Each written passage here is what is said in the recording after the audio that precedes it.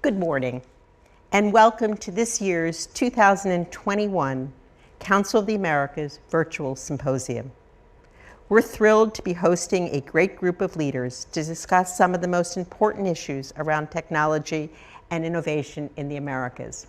I'm also thrilled to actually be in the room with people, and we hope that next year we will be able to host this in Miami, in person, 100% completely. For the first conversation, we'll be joined by our 2021 Bravo Visionary CEO of the Year, Manuel de Medina, Chairman and CEO at Medina Capital, and by Francis Suarez, the Mayor of the City of Miami. Manny Medina is a highly successful business executive and investor with more than 30 years of leadership experience in the IT, infrastructure, and cybersecurity industries. Among his achievements, he is the founder and chairman of the board of eMerge, which has helped establish Miami as the hub for technology industry in the Americas and has had 1.36 billion cumulative economic impact on the state of Florida and supported in excess of 7,000 jobs. Quite an achievement. Francis Suarez is the 33rd mayor of the city of Miami. Under his stewardship, Mayor Suarez has been instrumental in Miami's recent tech boom, now considered a tech hub and magnet for multinational corporations, bringing thousands of jobs to the city, let alone a magnet for Latin American entrepreneurs who bring their businesses to Miami. Recently re-elected with over 79% of the vote, quite astonishing, the mayor is dedicated to elevating the quality of life and of the residents he serves by nurturing the growth of technology and innovation that I just mentioned to positively impact transportation, connectivity, resiliency, and most importantly, job creation. Congratulations to both Manny and Francis on your most recent achievements. For our second conversation of the day, we'll be joined by two great friends of mine, Cristina Palmaca, President of SAP Latin America and the Caribbean, and Blanca Trevino, President and CEO at Softech. I must say we're thrilled to have two such incredible women who are leaders in the technology sector, somewhat unusual, in Latin America and globally joining us today. Blanca has been at Softech since 2000, and under her leadership, Softech has become a leading global technology services company, but out of Latin America. Through her 30-year career at Softech, Blanca has gained international recognition as a promoter of IT services industry in and from the emerging markets. Cristina was named president of SAP Latin America and the Caribbean in July 2020. With more than 30 years of experience in IT industry, she is known for her strategic approach in leading strong teams with a focus on customer innovation and successful business outcomes. She is a thought leader. Both of them are thought leaders, passionate about income and the potential of technology in society. I want to just take a moment and thank our sponsors, Bank of America, the AES Corporation, Microsoft, MasterCard Salesforce, SAP, Softech, Chubb Latin America, Diageo PLC, Greenberg Traurig LLC, our media partners, America's Quarterly, owned by the Americas Society, CNN en Español, the Financial Times, and our partners at the Inter-American Development Bank. Now, before we begin, it's important to look back at what the last year and a half has been for Bravo, to which I must say I am immensely proud of what we've accomplished and so grateful to our team, supporters, and leaders who have allowed us to continue to serve our mission of connecting the Americas. Thank you so much.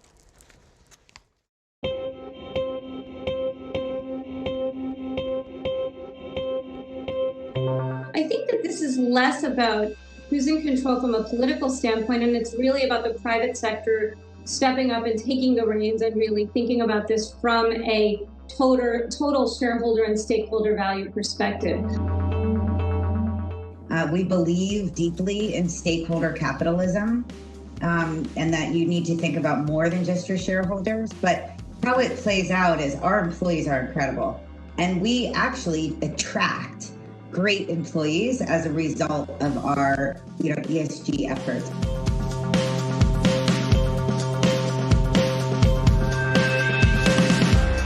I've been encouraging our organization to think about digital not as digital or human capability, it's digital and human capability. And it's those two things that come together that really create sort of the magic of what we'd like to see. Technology is enabling a lot of change and is enabling our ability to transform and simplify that customer experience, but at the same time is setting a very high bar in terms of everything we have to do going forward.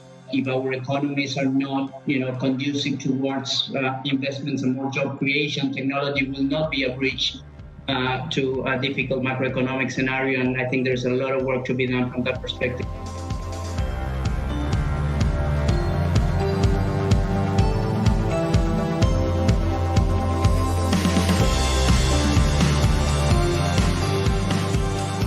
Sustainable agenda drives innovation, and innovation also drives growth and revenue for the company. How you're changing the world, how you're making the world a better place every day, building what you're building. And this is a question that maybe you cannot answer that in the first day you're creating a company.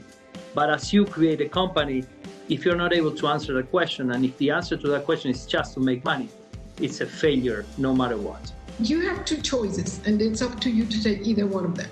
To focus on the advantages or the strengths that you have, or to spend or lose time. The world is built in a way that the best companies and the best opportunities comes when you can foster a very healthy ecosystem. And we have a theory of the case, which is that government can't do it alone, philanthropy can't do it alone. Both are absolutely critical, but that if we're ultimately going to be able to address the challenges that we face, economic and social challenges that we face, we've got to mobilize the private sector at scale. So I think Latinos who start a business in the United States have the ability to be a Latino when they need to be, or have the American culture where they need to be, so we can be 2 times as powerful. If your company, it's not a company where you can taste firsthand that this is a company where the owners and the senior management, it's committed for a better country, a better future, for inclusion, for all that stuff. There's no way you're gonna get the people into your company.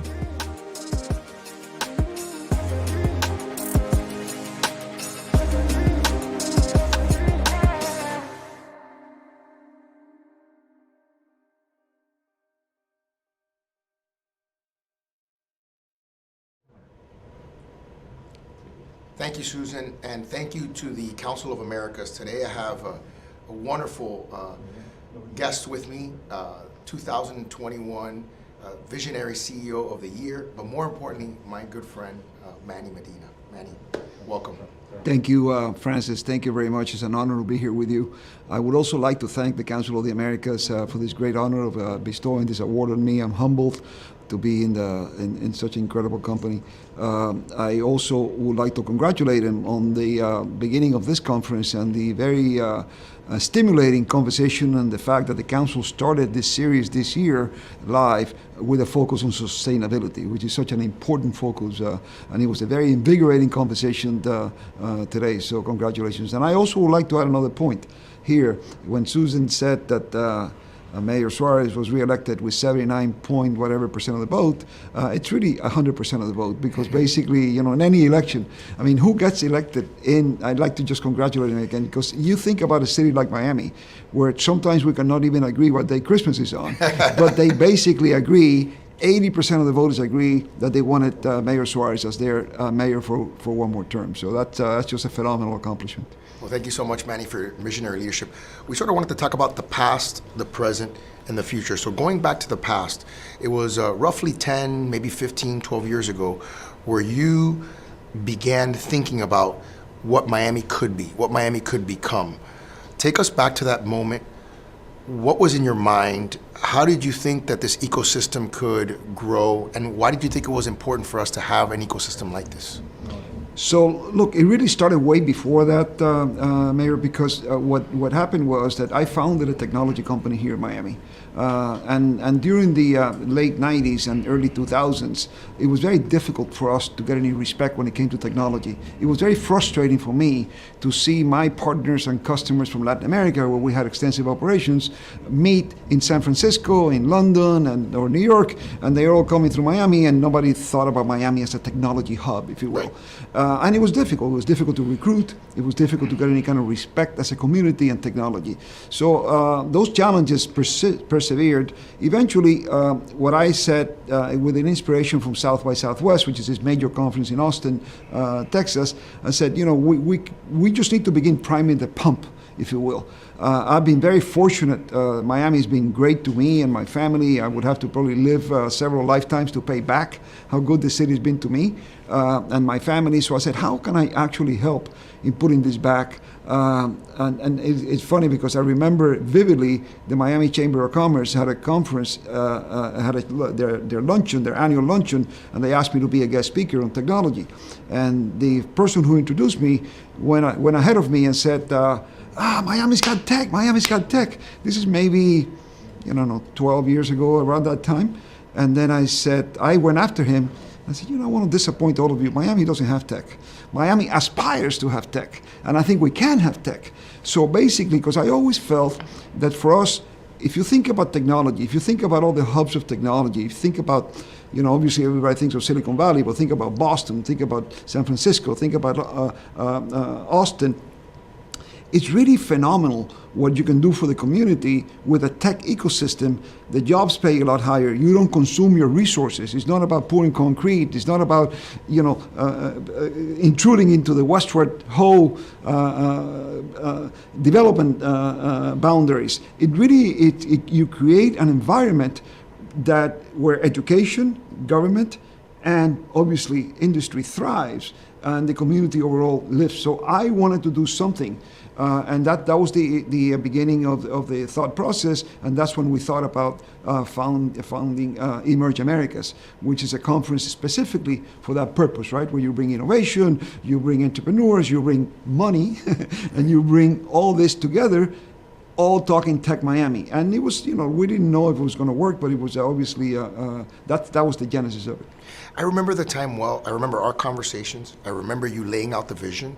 And I remember thinking to myself, we've got to create the building blocks of this ecosystem, like creating a company, which you've done multiple times very successfully.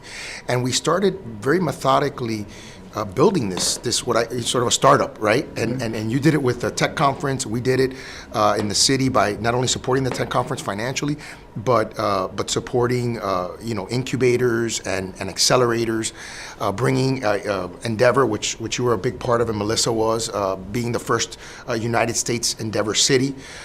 And so for me, the way I view this 10-year period was we were a startup that was kind of bootstrapped with friends and family, and then all of a sudden, right? And all of a sudden we come, and as a young public official, I always thought to myself, Manny is one step ahead of the curve and understanding where we really are, like you said in that speech, and where we need to be. And frankly, it wasn't until I had children, which was somewhere in the middle of that 10 to 15 year range, where it got really real for me. And I realized, wait a second, what Manny's talking about is not just taking care of Melissa, his daughter, and me, and sort of an adopted son, right? What he's talking about is our children and our grandchildren. I mean, that's what you were really focusing on. And so as we had this sort of what I call the IPO moment, the how can I help moment, right. Take us to today and how you think this IPO moment maybe has accelerated your vision, and give us your assessment of the KPIs and where we're at today. So look, how do I start? So basically, one of the things that is really important, you probably don't remember with the first time that Melissa and I sat with you and said, we have this vision.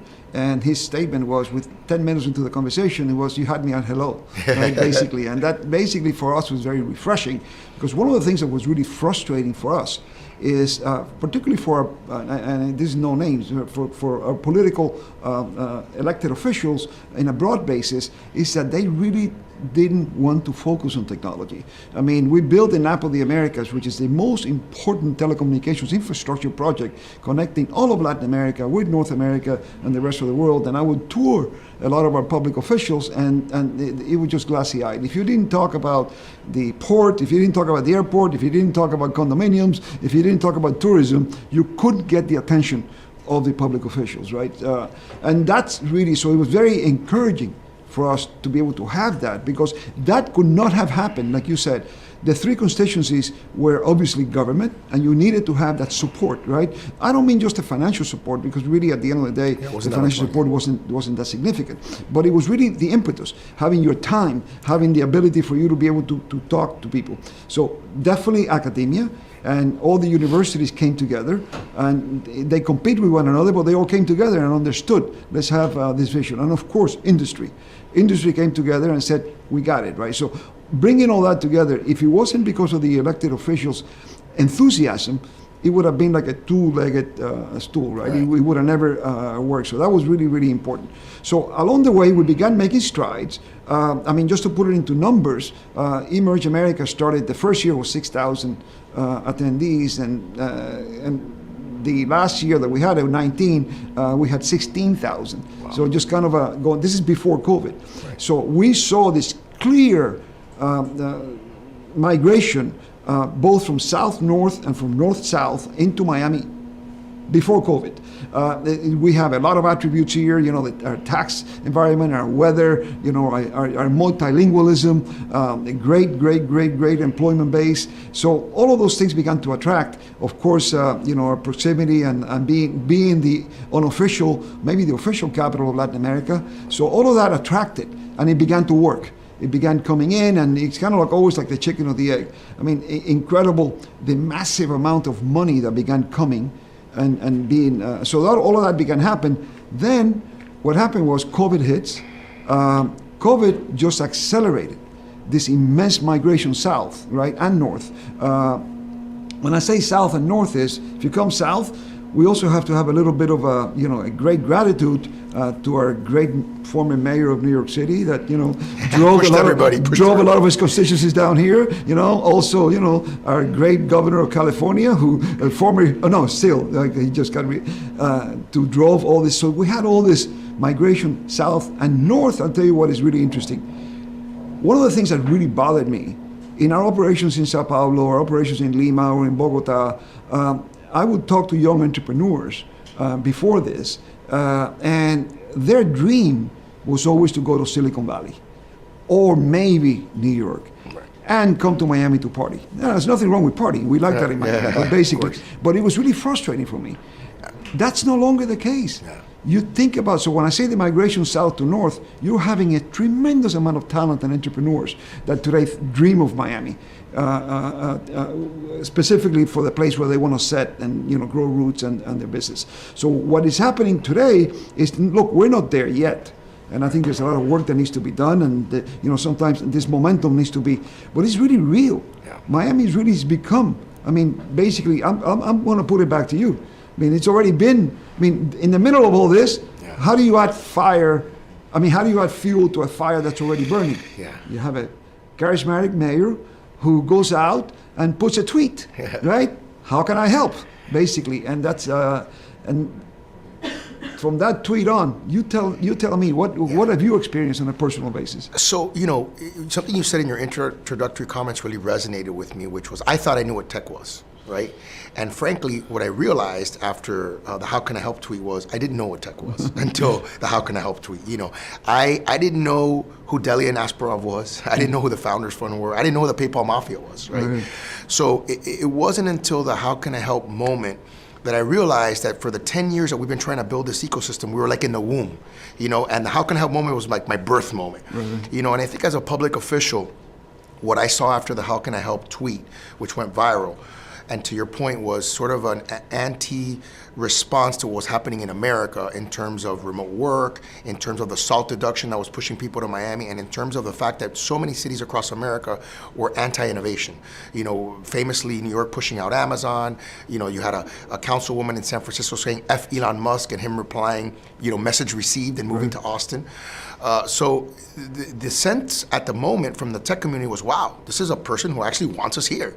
And I think people underestimate what it feels like to be wanted. I mean, you've built your businesses from here. Imagine if you had been you walking the streets and people are throwing things at you, saying, you know, you're creating gentrification, and you're, you know, thinking about all the potential negative things that can happen when there's success in a city. If I had gotten elected, you know, by 80% and people were throwing eggs at me, you know, I would hate doing my job. And so I think, you know, people underestimate what a welcoming climate and atmosphere you know, creates. And yes, we have a long way to go. We've been doing this now for almost a year, but some of the KPI metrics are just off the charts. You know, we're #1 in the nation in tech job growth by percentage, #1 in the nation in tech job migration.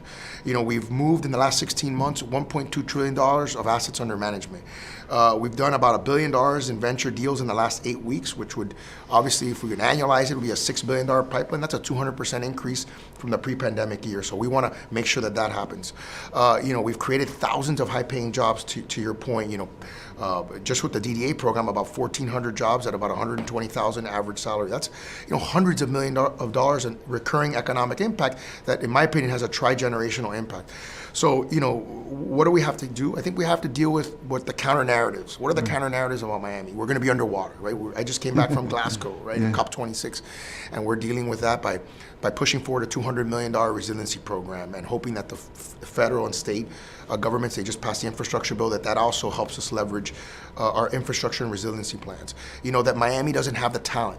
Right, that's one of the big counter-narratives, that our educational systems are not on par with the Caltechs and the Georgia Techs and the UTs and, you know, MIT, Stanford, and Harvard. And we're working hard with our current universities, and also we have universities from outside. Northeastern is looking at us very closely. I've gotten calls from the president of University of Florida, from the president of Vanderbilt. So I think there's sort of a gold rush as an educational institution to want to come down here and establish themselves as a premier educational institution. And I also think we're investing in our current ones. We have the Knight Foundation that just did a big grant for FIU and University of Miami. So I'm obviously very bullish on the counter narratives. And I think, you know, for us to sustain this, that's what we have to focus on. So now we've talked about the past, we've talked about the present. Since you're a visionary, and since you saw this moment happening, and since you believe this moment could happen and laid out the plan and the vision for it, and it already has happened in large part thanks to your advocacy and your work, talk to me about the next 5, 10, 15 years. What do you envision as the next step? Yeah, so look, I mean, the same level of excitement that I felt in the 90s that the internet was going to be transformational to our lives. And basically, I just saw, you know, I'm not going to tell you that I saw everything that is happening today, but I did see this massive wave coming to transform the way that we shop, live, operate, etc. And I saw that. So what happens now? Right now, we're in one of the most exciting times that we've ever been. If you take a look at all that is happening with artificial intelligence, right, basically, and how that's transforming every aspect of our lives. You think about machine learning, you take a look at blockchain and the technology behind crypto, and this is not, and by the way, kudos to the mayor for making us the crypto capital of the world now, by the way, even to the point where, you know, where he's actually giving back. He founded the first Miami coin, and that is now produced like $20+ million for the citizens of Miami. So all of that. So if you think about where we are today, and all these changes and all this innovation and entrepreneurship that is happening today, it's actually 1990s on steroids. Because if you fast forward, I don't believe there's an aspect of our lives that blockchain is not going to touch eventually. The same thing. Every aspect of our lives is being changed. Obviously, we also have some challenges, which also are opportunities from a business point of view, because cybersecurity continues to be an issue. It will continue to be the biggest issue as the Internet of Things gets together with artificial intelligence, and you're making all this data, which becomes the gold rush asset of the next 10, 20 years. That data, protecting that data, utilizing that data is really one of the biggest resources, and we're right at the epicenter of it. So I think you're going to see how technology. For example, you were just talking about one of the negatives, we're going to be underwater. I'm a big believer in technology. I believe that technology actually will eventually resolve everything, right? Yeah, basically, and you've heard me say this, many examples. And I was laughing because when people talk about us being underwater, our European headquarters were in Amsterdam. Yeah, which is underwater. And Amsterdam has been underwater for 500 years. Exactly. It's the only place in the world where I will sit in my office and I will see a boat. From above you. From above me. The first time you think the Guinness was too strong. Right. And basically, so what I'm saying is technology is here. Yeah. That innovation, that entrepreneurship will help us resolve every problem that we have now and in the future, as it has always been, right? One thing that is really critically important, since this is the Council of the Americas, is that, and this is a pet peeve of mine, is how we in Latin America don't prioritize. I think Miami can serve as a model of what you can do for your citizens when you bring together and you invest in entrepreneurship, when you have your local leaders, when you have your industry, and when you have your education. If you think about Latin America today, it's just dismal what we do. And there's incredible talent in Latin America. The talent, some of the best cyber talent is in Buenos Aires. Some of the best developers in our team in Colombia. There's huge talent and huge hunger of entrepreneurship. What we need is make sure that the institutions, government, etc., pay more attention to how important entrepreneurship and how this next generation of invention, if you will, a lot of it should begin generating from Latin America. So. Yeah, and for me, as I look to the future, we're sort of on the precipice of the Web 3.0 sort of revolution that you're talking about. We want to position ourselves as a city as a sort of David and the Goliath, storyline. And I think for us to win, we've got to be in the verticals that are going to be the expanding verticals. And the beauty of disruption, like you said, is that it creates significant opportunities. So disruption also creates significant threats for those Goliaths, right? So just because they're Goliaths today doesn't mean they'll be Goliaths tomorrow. And I think what we've done very intelligently is we've jumped ahead. We've jumped ahead in fintech with the crypto initiatives. We want to jump ahead in climate tech, to your point, about, which I completely agree with, by the way, about engineering solutions, about reversals. We talk in climate, we always talk about mitigation, which means not to make less bad, right? And we talk in terms of adapting, which is to basically adapt to what's already there. But we never talk about reversing. And to your point, with technology, we can reverse a lot of the effects of what's happening. And so look, I'm not belittling the issue. No, me neither. But basically, I don't think we're going to have to grow gills like Waterworld, like Kevin Costner in Waterworld. And a model will never. And the problem is, models will never predict that, because what happens with models is they try to take the past, and project it out to the future. So, I think for us, this Web 3.0 revolution, making sure that blockchain, that crypto, that is part of it. And so, what are you going to look like in the metaverse? I want to see your avatar. So I've been in the metaverse a few times. I have the How Can I Help socks for the metaverse. But like you said, virtual reality. It's going to be a humongous component of how we vision ourselves. What was the image of you? You just came back from COP26 in Glasgow, and of course every world leader and a lot of what was your perception of how Miami's image has changed, or not?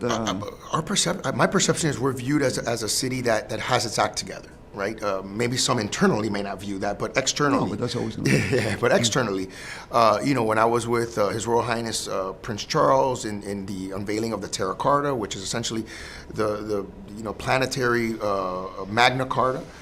Instead of how we deal with each other as humans, is how we deal with the earth, and dealing with congressional leaders from both parties.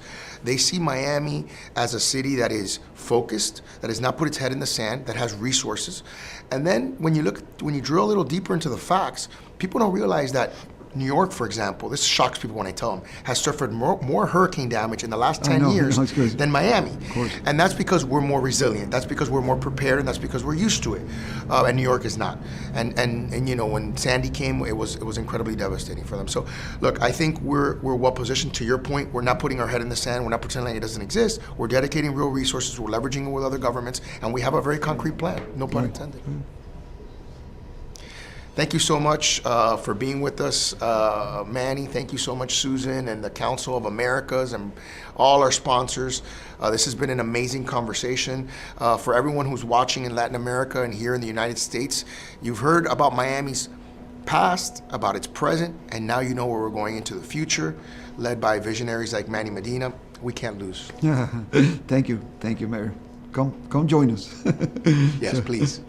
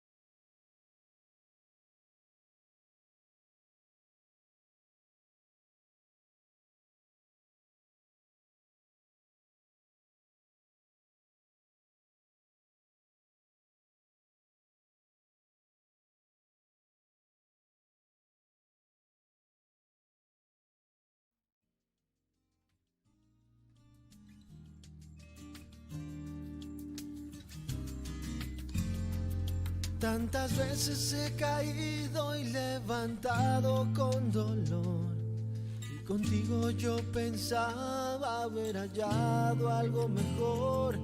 Tú jurabas entregarte en cuerpo y alma, solo amarme, pero ahora he descubierto con tu engaño que más que nada en este mundo yo creía en nuestro amor. Y cambié más de 1000 cosas solo demostrándolo. Sin prejuicios ni temores, uno más de mis errores. Aposté más que la vida en este juego y sé que me equivoqué con tu cariño. Al final me equivoqué. No te puedo dejar de amar. Me equivoqué.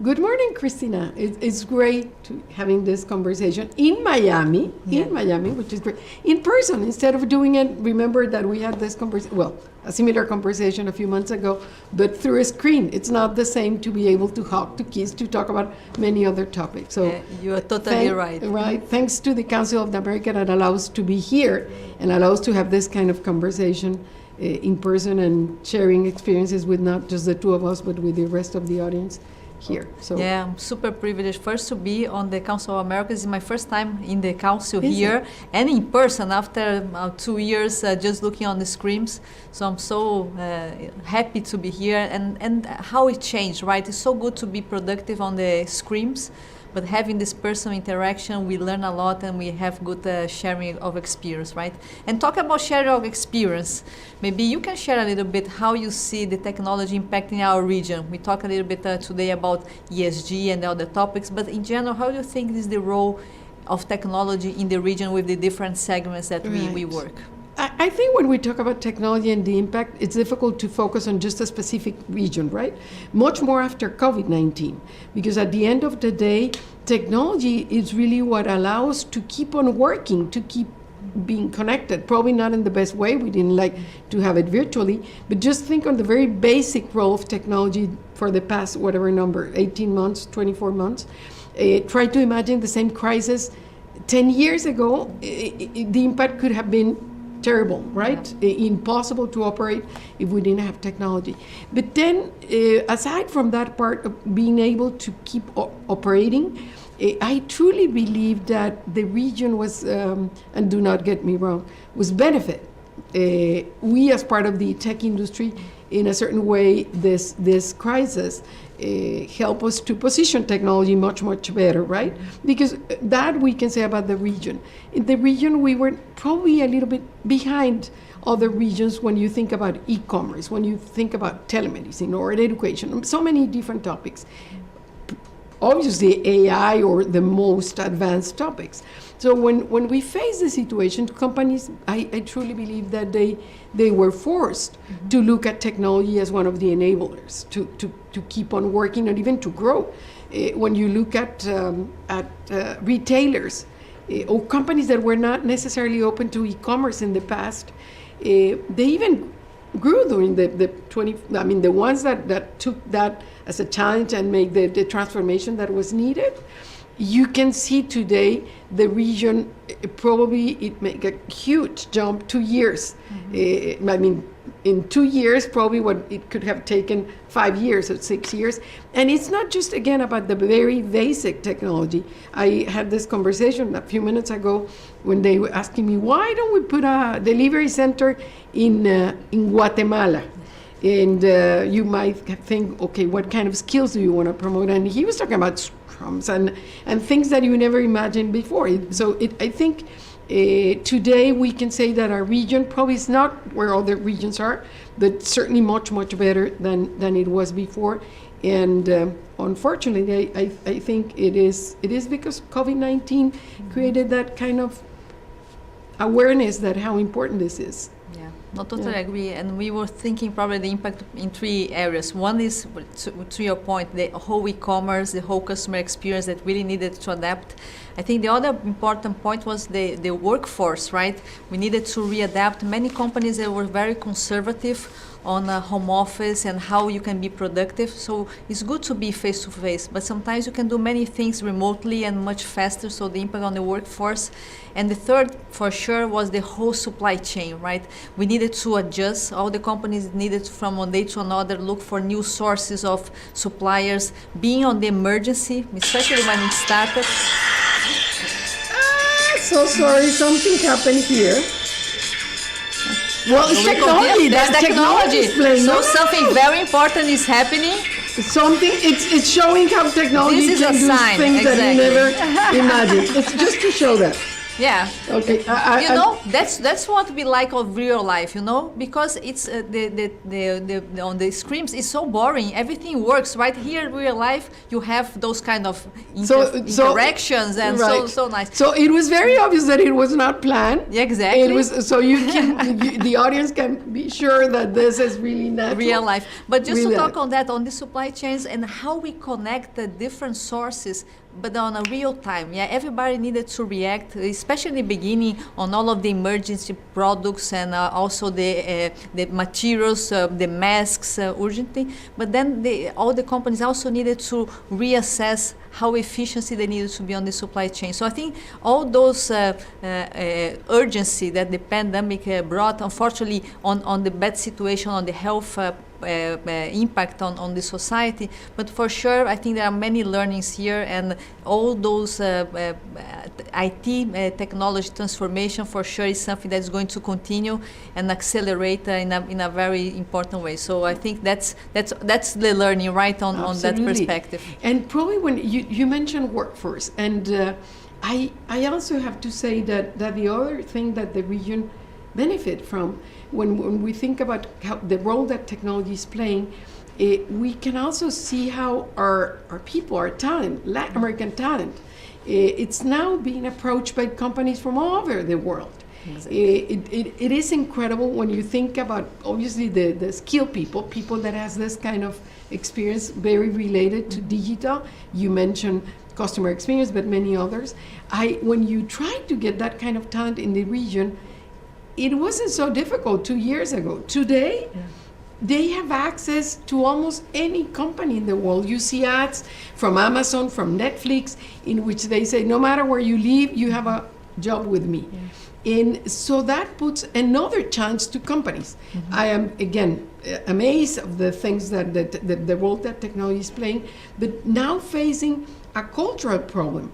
Because when we have this kind of demand in talent, we use the company culture used to play an important differentiator for people to say, should I work for SAP or for Softec? And obviously there was a whole package that was behind their decision. But one thing was culture. And today when you work remotely, how are we going to face this?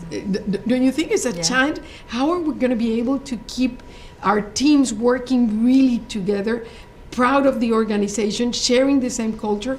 If you ask me, that's one of my main concerns, because we're a service company, and when we approach a client, we like to say that no matter where the delivery center is, it can be India or Argentina or Brazil or Costa Rica or Mexico, they will not feel any difference. And that was true for 30 years. That was true because our culture was there.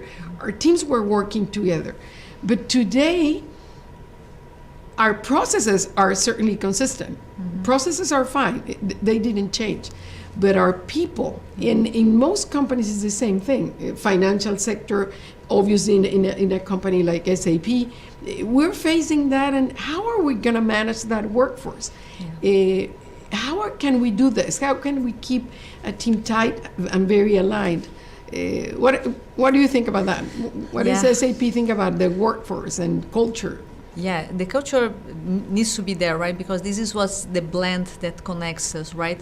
But we, in the SAP, we decided to go 100% flex. The pledge for flex really gives this possibility that everybody will adjust for their needs, but with some pillars that are very important, that becomes the trust, because everybody is going to have their own schedule and connect, but also learning on this learning experience, also sharing the experience, that we need to have also personal connections. So you need to find the balance. You don't need to be there in the office every day, and everybody will define what this flexibility represents. There are people that probably you rarely go to the office, because if you go there just to take calls from your desk, this is not interaction.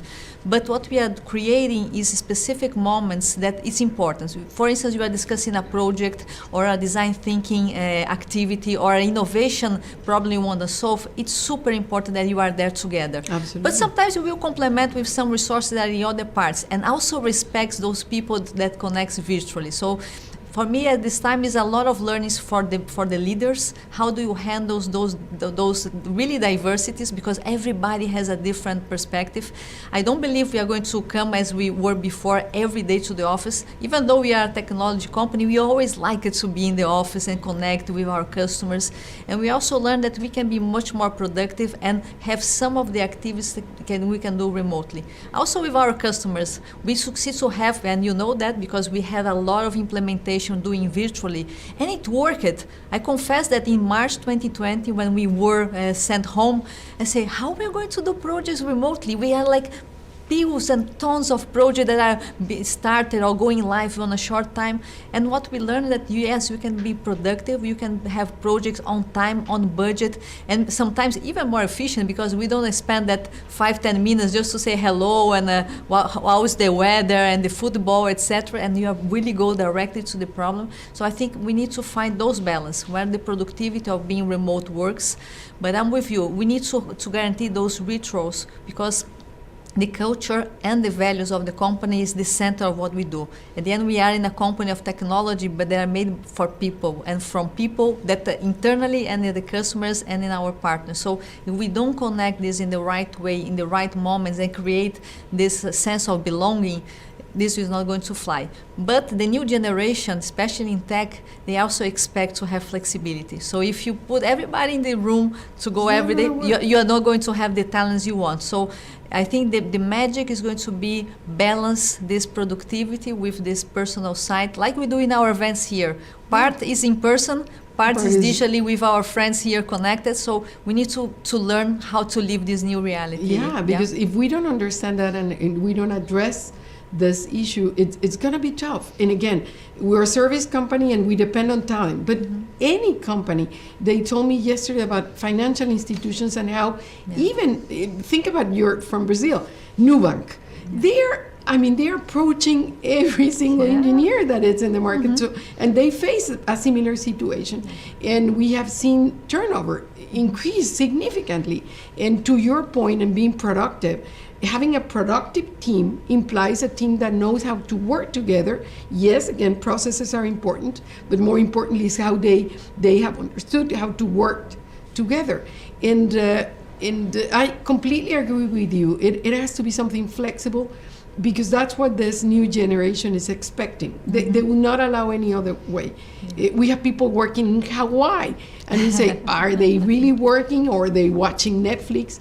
But you also need those tools to make sure that you can give confidence to your client, to your customer, that everything is working. For us, it was we feel very proud that there was not a single disruption, and we're involved in so many different industries, just like you are. When you think about airlines, or when you think about restaurants or retailers, but then cinemas or manufacturing plants, and to even consider that from one week to the other, in many cases from one day to the other, we ask our people, go home, and not having any kind of disruption. It's something that shows how solid your company is, that you were prepared for that, and probably other companies suffer of not having that in advance. What do you think about security? Because when you give that kind of flexibility and they're working from home, that is something that might leave a concern to your clients, to even to your company, because you are not necessarily taking all the precautions that you have in your office. How are you handling security? Yeah, well, for us, security is the center of our strategy, because we really run mission-critical data in our customers and also inside ourselves. So for sure, this is in the core of our development. This is in the core of how we are structured. So for us, was kind of easy. Everybody's already pretty much remote. We took all the notebooks, all secured for our homes. But for sure, we supported a lot of our customers on this journey, because not everybody had this in mind. And also because the creativity for the hackers also really got exponential, right? Because the vulnerability of some of the systems was there. So I think this is a topic that is must be on the top of everybody's agenda. Nobody is really safe, because again, there are people just looking how to be more creative to get the data.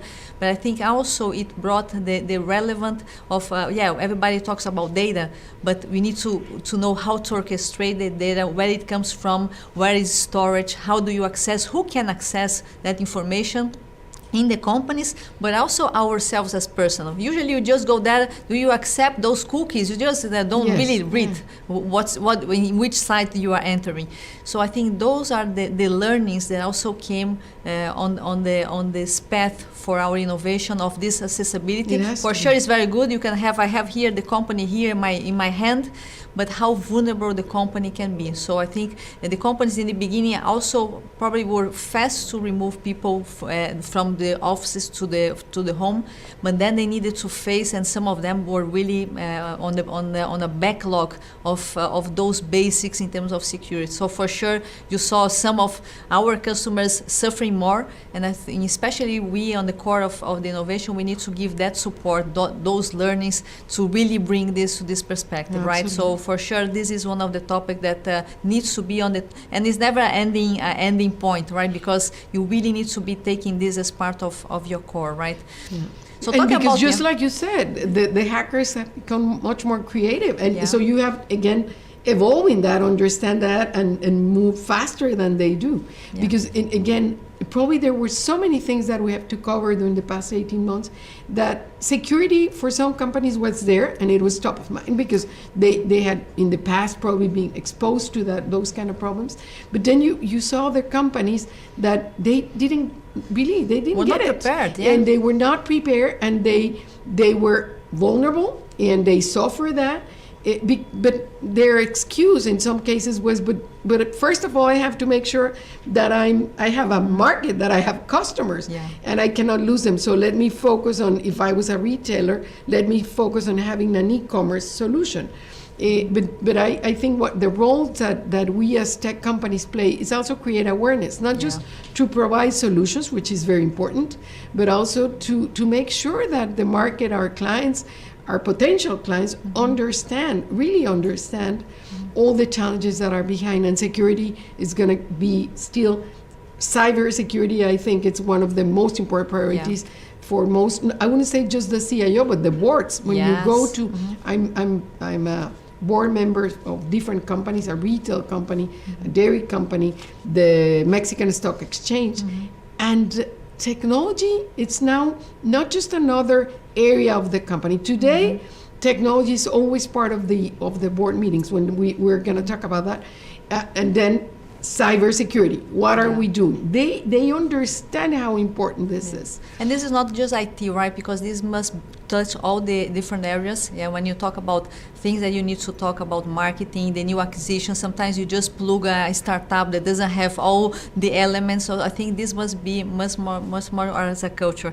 And here I'm curious if you saw any of those industries that really make you reflect about the change, right? Maybe for me, for instance, the healthcare was one of the industry that really had to transform, not just because of the vaccines, but all the telemedicine's approach. So I think retail already mentioned, but for me, one of the industry that really had to transform to be fast, bring innovation, was the healthcare. Any other segment that you think that was really like wow for you, that not just accelerated, but probably brought a new perspective on your learning? Impacted more than I say hospitality. We have so many clients in that area, that from restaurants to hotels, all cinemas, gyms are part of that vertical that we have, and they were hardly impacted.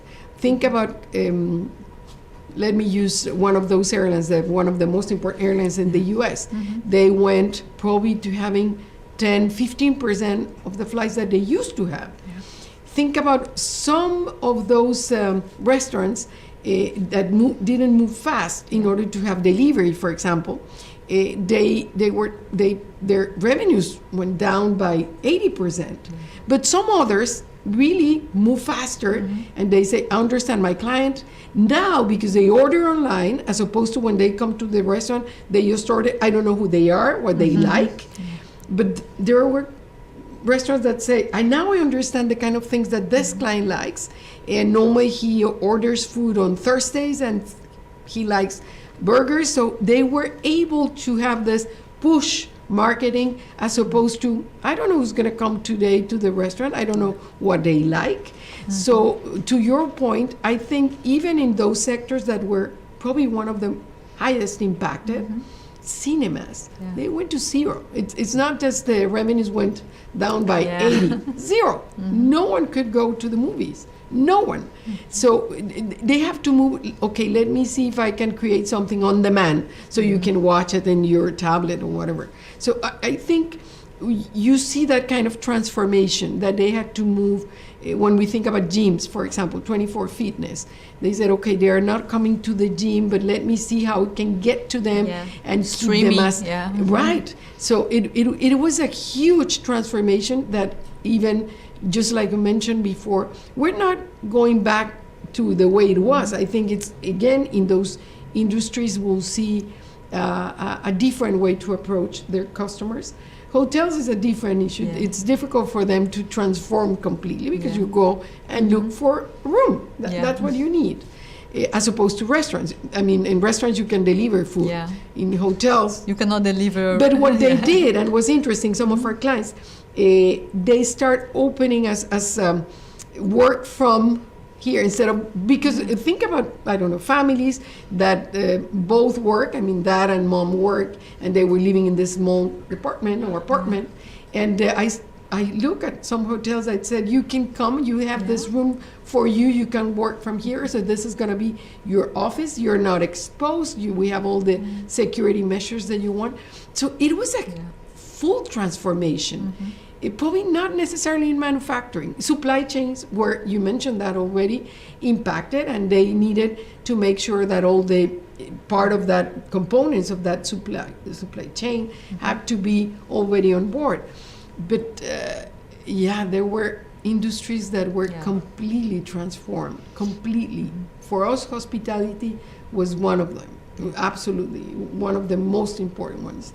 And airlines, which is part of the transportation, in that area we saw airlines being impacted, but then companies like UPS, FedEx, they amazing. So both things were important.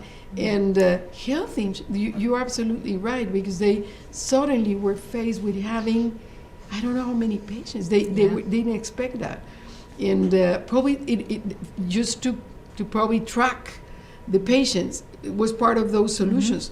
We support the Mexican Social Security Institute in Mexico, which is the largest hospital. It's a chain, it's not just a hospital. But it was incredible the kind of solutions that they expected in order, again, to keep track of patients, of how the virus was evolving.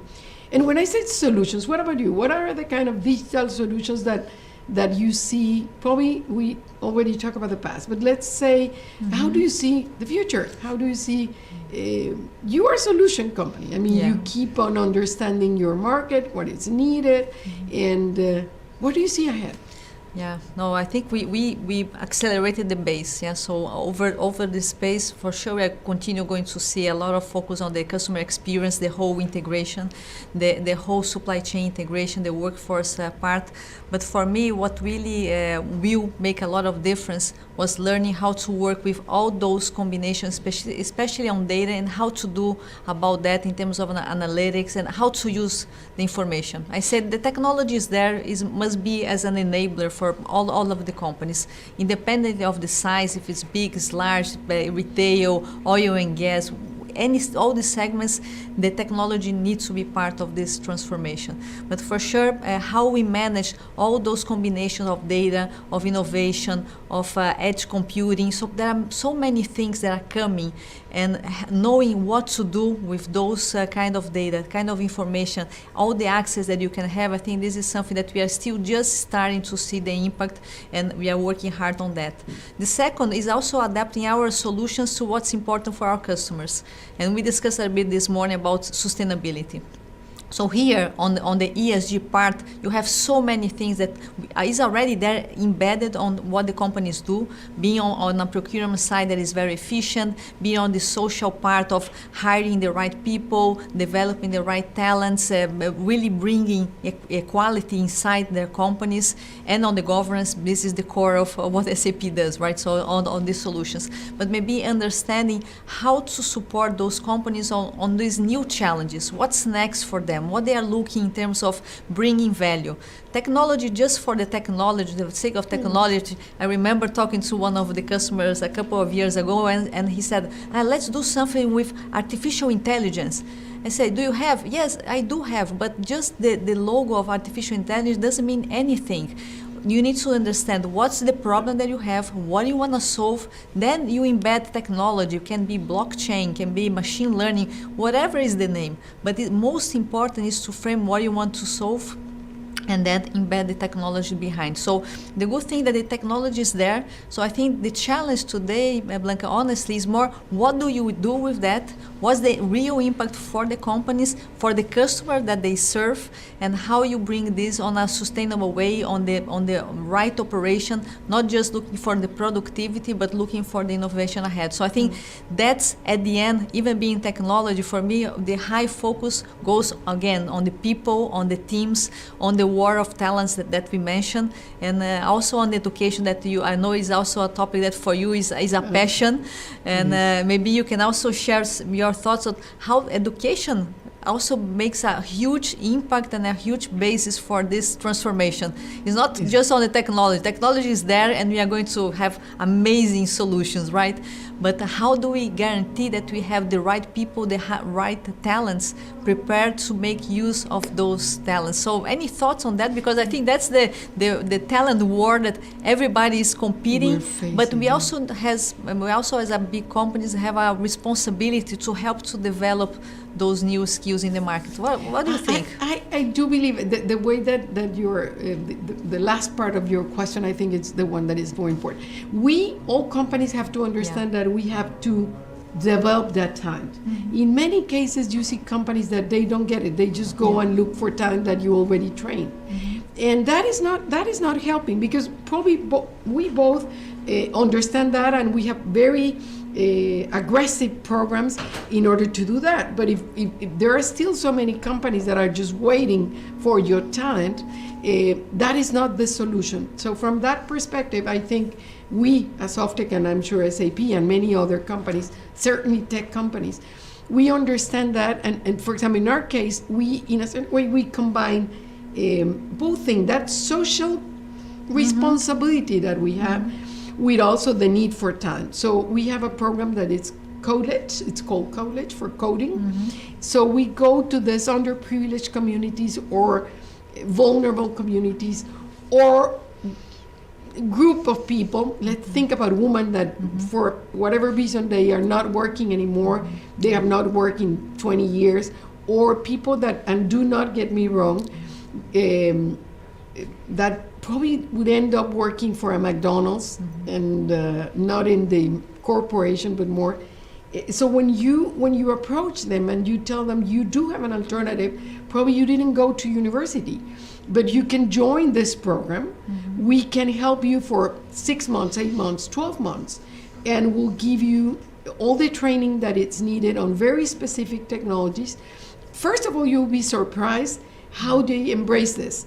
It's more difficult for them to learn a new language, to learn English, than to really understand technology. Mm-hmm. Really, and it can be not necessarily, they will not start with the most sophisticated machine learning, but they can start at a very basic level, start that education that you mentioned, and they will see, you talking about transformation, you look at them and you transform completely their lives. After those kind of programs and having that access to those opportunities, they end up being the most important source of family income. It changed completely. And also it serves the purpose that we mentioned about the war of talent. So you have this, you cover in a certain way something that we are both passionate about and we understand how important it is, that social component, but also you address a situation that we're facing. We have to train people. We have to educate people. And this is probably at the top. But also, when we think about education, we have to think education at an elementary level. Yeah. How can we, and we're both from Latin America, and I think we both will agree how horrible, and I use the word horrible, it is when you go to certain communities and you see how they lag behind because they didn't have that access to education. When you understand technology and you, in this case, you work with governments to tell them how they can give access, how can they improve the education at that level, things change. And you see different countries that they have done that. They can do that. Probably we don't have the brightest teachers, but if you give them access through technology to that kind of education, is opening opportunities for them. So yes, I'm passionate about it. I'm part of the board of different universities because I truly believe that everything starts there. I also believe, and it is very clear for the past whatever number of years, that the economy that is going to be more successful is the one that is capable of attracting the brightest talent. Yeah. This is about talent. Yeah. So make sure that you have the best value proposition for that talent. There's also another resource that was not necessarily understood in the past, but you just mentioned that in the previous comment that you made, and this data. Mm-hmm. Today, it's probably the most valuable resource that you have, but you need the tools in order. It's not just having data. It's what I do. How do I have this analytics that allow me to really leverage the importance of that data that I have? I'm surprised and very proud of this, how lately we have seen entrepreneurs in Latin America. Mm-hmm. And most of them are related that they created solutions around really using data, potential. I mean, really understanding that it's not entrepreneurs about retail. Yes, we do have Mercado Libre. It is true. Yes, we do have Rappi. But we also have Nubank, right? We have entrepreneurs that are focusing on creating those kind of solutions in which companies can benefit from.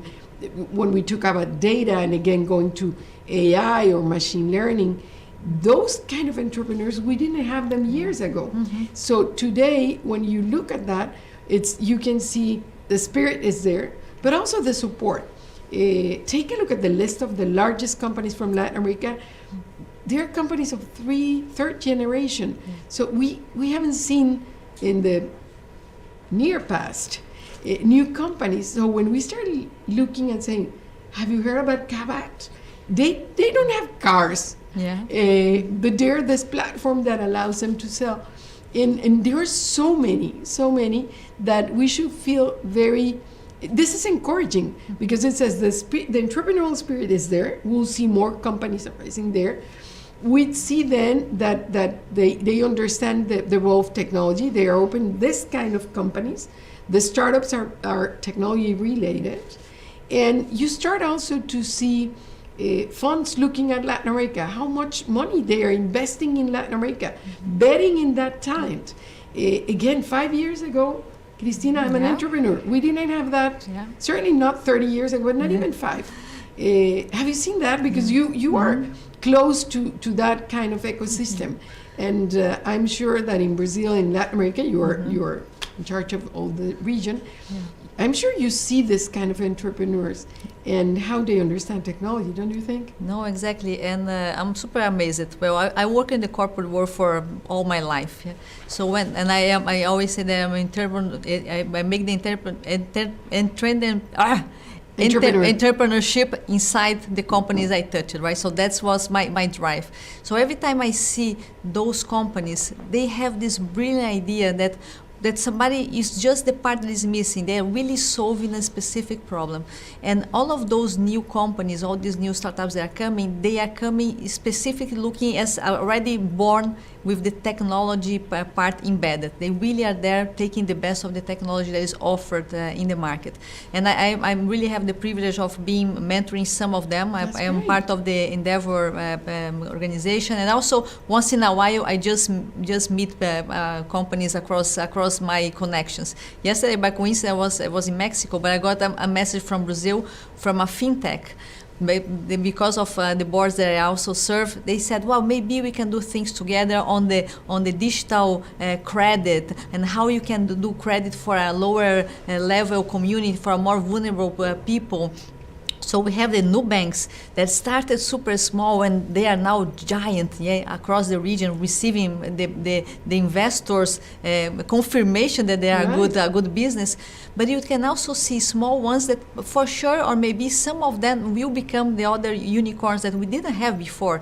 And usually we were always challenging. A couple of years ago, you really brought an interesting reflection that we always challenge why we didn't have those big companies, unicorns. We just saw in the rest of the world, we saw in the Silicon Valley, you saw in US and some European approach, but you never saw this in this abundance in Latin America. And it changed. So it's so nice to see that the talent is there. Sometimes they needed to move because of necessity. We really probably are facing the highest unemployment in the region across our countries, specifically on the pandemic. So maybe it's a way of surviving. But then you really see that we have probably the best competence that I like to bring. That is adaptability.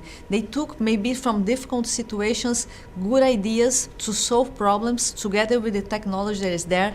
And there are brilliant young talents coming, addressing specific. Being on retail, on the financial service, I see a lot of startups really taking a new perspective, forgetting the old process and mindset. I think this is a change of mindset.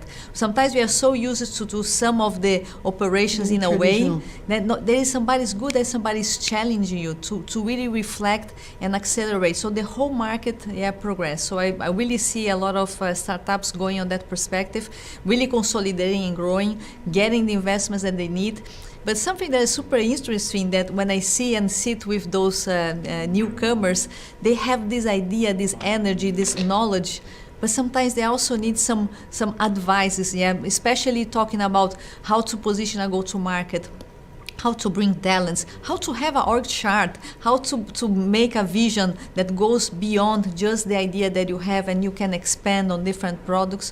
So for me, the diversity also of experience and backgrounds is super important. So I usually learn a lot with them, but I also can give some of the perspective that the corporate world can bring on this structural way for them to really thrive, and not to be just a nice idea, but to grow, right? And for sure, I'm talking to the expert of the entrepreneurship from Latin America, right? Like 30 years ago, you were really bold being a woman in Mexico and opening this, really now a corporation for the region. So if you compare the age today, do you think that would be easier for you to succeed on those days? Suppose you were like 30, now you just passed 30 years and you had your challenges here. Suppose you would start SoftTech now. Do you think would be different, your journey, your acceptance for making those transformations? So you're talking about the topic, I was thinking you 30 years ago and having this empire now.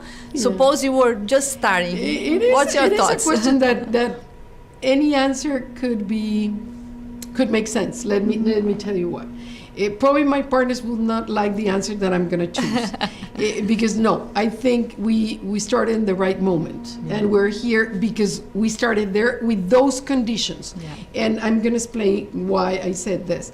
Yes, we are a global company today with presence in so many different continents. We do have delivery centers in Asia, China, India. We have a very important presence in Europe. And certainly we are leaders in the Americas, meaning our most important market is the US, but we're almost in every country in Latin America, including Venezuela. Including Venezuela. And the reason for that, probably you mentioned bold, because we made a bold statement when we started.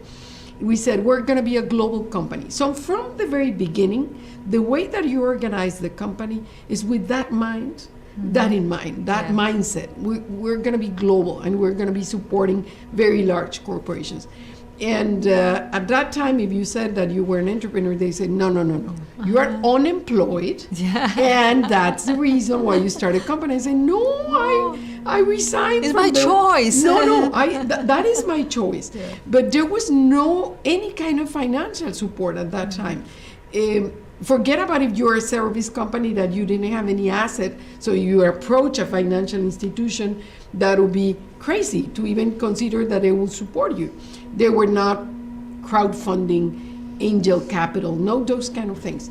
But because we didn't have them, and I'm sure people would disagree with me, probably that made us stronger, because we didn't have that. I like to say that we have to focus on your strengths rather than your weaknesses, or on the advantages that you have rather than disadvantages. It takes you the same time. Yeah. So why don't you focus on this? And because we didn't have all those things from the very beginning, we said, okay, then we have to, if we want the brightest talent, we'll have to invite them to be partners, shareholders, otherwise we'll not be able.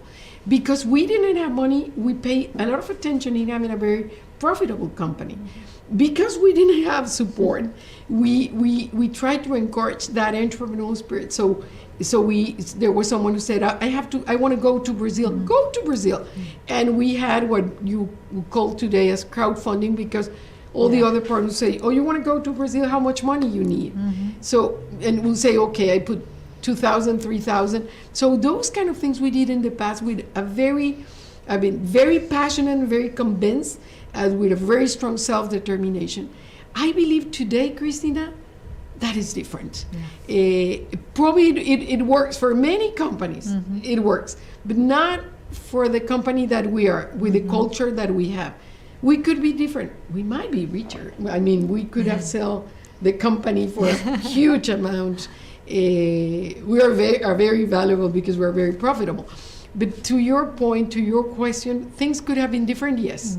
I think we could be successful, but I have no regrets. I think there are so many things that we did because we didn't have those things. When we opened the U.S. market, when we approached the U.S. market, it was a very difficult year, because at that time, 2000, India, not the Indian vendors, India as a country was the leader. So here comes this Mexican company, tech company. Mexico was not, Latin America was not recognized for that. So what we said is, if we want to have a strong presence in the U.S., we better have a very differentiated offer. And that's why we came with this nearshore concept. It's a trademark.